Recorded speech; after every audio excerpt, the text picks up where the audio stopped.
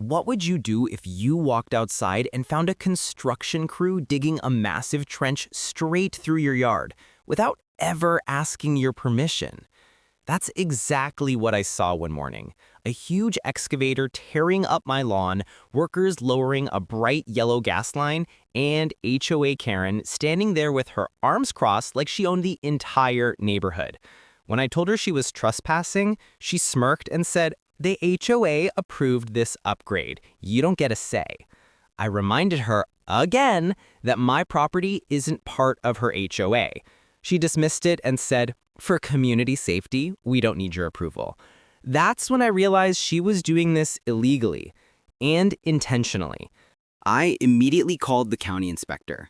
Karen rushed to him the moment he arrived, talking nonstop, trying to convince him it was a community project. He held up a hand and asked for the permit. She didn't have one.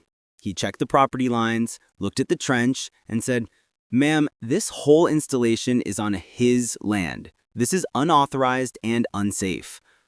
The worker stopped everything. Then he noticed something worse: cracks forming on the gas pipe from improper handling. One wrong move could have triggered an explosion. He ordered an emergency shutdown and told everyone to step back. Karen tried blaming the crew, blaming me, blaming miscommunication, but the inspector wasn't buying any of it. Within minutes, fire crews and emergency vehicles filled the street. The scene looked like a full-blown disaster zone. Neighbors stood outside whispering while specialists inspected the damaged line. The county fined Karen heavily for illegal construction, property damage, and endangering public safety. Furious, she tried suing ME for interfering with HOA improvements. The judge dismissed her case instantly and ruled that she had trespassed and violated state law. She was ordered to pay for the removal of the entire pipeline and the full restoration of my property. Watching her project get dug back up piece by piece was the moment she finally understood.